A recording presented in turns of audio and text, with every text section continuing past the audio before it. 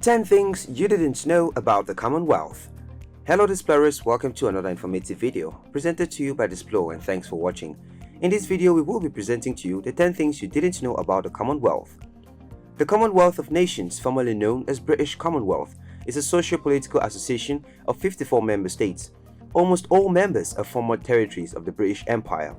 The chief institutions of the organization are the Commonwealth Secretariat, with a primary responsibility in intergovernmental aspects, the Commonwealth Foundation, which focuses on non-governmental relations between member states.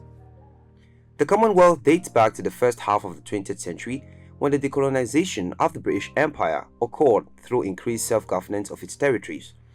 It was originally created as a British Commonwealth of Nations through the Balfour Declaration at the 1926 Imperial Conference and formalized by the United Kingdom through the Statutes of the Westminster in 1931. Today, the member states are united by the slogan "Free and Equal" under the London Declaration of 1949. The Commonwealth is currently headed by the Queen of England, who is also head of state of 16 member states. 33 of the members are republics and 5 others have different monarchs. If you're new here, welcome. Be sure to subscribe to our channel and turn on notifications so you don't get to miss out on any of our videos. Number 10. Every second Monday of March is Commonwealth Day. The Commonwealth Day, which was formerly referred to as the Empire Day, is the annual celebration of the Commonwealth of Nations since 1977. The celebration of this holiday is often held on the second Monday in March. It is attended by the Queen Elizabeth II, along with the Commonwealth Secretary-General and Commonwealth High Commissioners in London. On this day, the Queen delivers an address to the Commonwealth, which is broadcast throughout the world. Queen Elizabeth's emphasis on the importance of school and Western education led to this day being chosen as one when all Commonwealth children would be in school. Following a 1973 proposal by the Royal Commonwealth Society, the Commonwealth Secretariat selected the second Monday in March as a date on which Commonwealth Day is observed throughout all countries of the Commonwealth. Number 9. The Commonwealth's GDP surpasses that of the EU. The Commonwealth of Nations is comprised of all overseas territories mandated by the Governorate of Her Majesty, the Queen of England Elizabeth II. Over 52 countries are involved as members, and hence it may come as a surprise, but this makes sense in terms of numbers, that its GDP is over twice that of the EU with just 26 members. The combined gross domestic product of the Commonwealth countries was estimated at $10.4 trillion in 2017 and predicted to reach more than $13 trillion in 2021. Also, it's worth noting that half of the top 20 global emerging cities are in the Commonwealth: New Delhi, Mumbai, Nairobi, Kuala Lumpur, Bangalore, Johannesburg, Kolkata, Cape Town, Chennai, and Dakar. Number 8. Not all Commonwealth countries recognize the Queen's sovereignty. Her Majesty, the Queen of England Elizabeth II, is represented by a Governor-General in all realms, except the United Kingdom.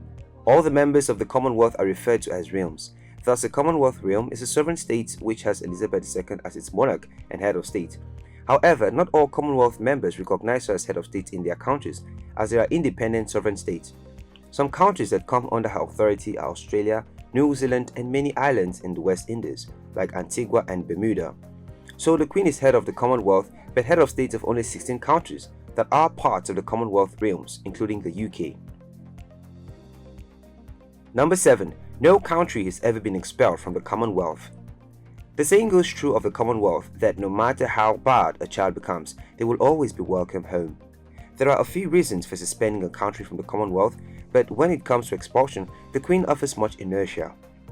No country has formally been expelled from the Commonwealth, but in November 1995, Commonwealth heads of governments took the then unprecedented steps of suspending the membership of one of its members, Nigeria. Just 4 years later, this suspension was lifted on 29 May 1999 with the swearing in to office of a democratically elected civilian president.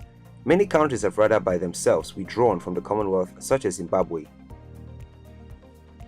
Number 6. Home to almost a third of the world's population.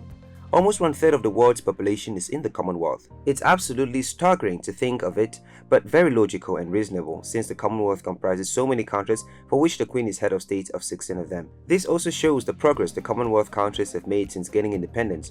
The largest country by population is India, with more than 1.2 billion, and Canada is the biggest country by area. Nauru is the smallest in terms of both size and population. About 2.4 billion people out of 7.4 billion people globally live in the Commonwealth's 54 countries. 1.37 billion of the 2.4 billion people in the Commonwealth live in India, or 94% live in Asia and Africa combined. Number 5. Not all members were part of the British Empire. Initially, Commonwealth countries were not considered to be foreign to each other, as their citizens were British subjects and then Commonwealth citizens. Citizenship laws have evolved independently in each Commonwealth country. For example, in Australia, for the purpose of considering certain constitutional and legal provisions, no distinction is made between the Commonwealth and the foreign countries. There are some countries, therefore, who belong to the Commonwealth but were never mandated under the British Empire. Rwanda and Mozambique became members in 2009 and 1995 respectively, but neither has a British colonial past or constitutional link. Nevertheless, some members treat resident citizens of other Commonwealth countries preferentially to citizens of non-Commonwealth countries. Number 4. The name hasn't always been Commonwealth. You may not have known that what is called today Commonwealth had not always been called so. Formerly, the organization was called the British Commonwealth. The modern Commonwealth was formed in 1949 after the word British was dropped from the name and allegiance to the Crown was removed from its statute. Since its creation, only 2 people have been head of the organization, King George VI and Queen Elizabeth II. At the time of its conception, founding members of the Commonwealth were Australia, Canada, India, New Zealand, Pakistan, South Africa, Sri Lanka and the United Kingdom, who formed a free association of independent countries. The Council of Governors had resorted to change the name to indicate equality and fairness to all member states. Number 3. There are other organizations that function like the Commonwealth. The Commonwealth is an association of countries which were once under the direct patronage of the British Governorate. These 54 countries have got their independence and are now members of the organization. Just as there is the Commonwealth, member countries are not prohibited to belong to other organizations such as the African Union or Asia-Pacific Economic Cooperation. Each intergovernmental organization protects the interests of our members irrespective of their status with the Commonwealth. Hence, we have global organizations like La Francophonie, a group of French-speaking countries, the African Union, Commonwealth itself, East African Community, and the European Union. Number 2. The Commonwealth has one of the most rigid electoral systems in the world. Commonwealth has been observing electoral processes for over 4 decades. In that time, more than 160 elections have been observed in 40 countries. All elections are based on the 1991 guidelines for the establishment of Commonwealth groups to observe elections in member countries, but updated to reflect changes to international best practices.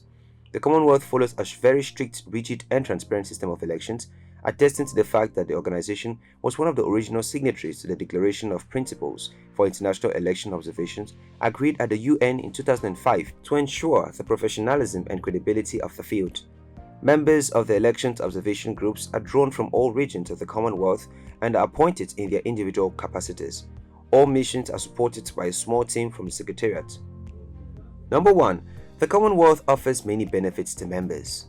With all other cards laid on the table, there surely has to be some serious benefits joining the Commonwealth, yes? Commonwealth member countries benefit from being part of a mutually supportive community of independent and sovereign states, aided by more than 80 Commonwealth organizations. The Commonwealth Secretariat, developed in 1965, have since helped to strengthen governance, build inclusive institutions, and promote justice and human rights for all members, and have been able to grow economies and boost trade, empower young people in member states, and address threats such as climate change, debt, and inequality.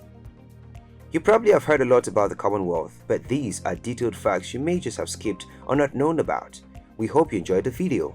Thanks for watching. If you liked the video, please be sure to give us a thumbs up, hit the notification icon, and subscribe to our channel. Do not also forget to share with your friends.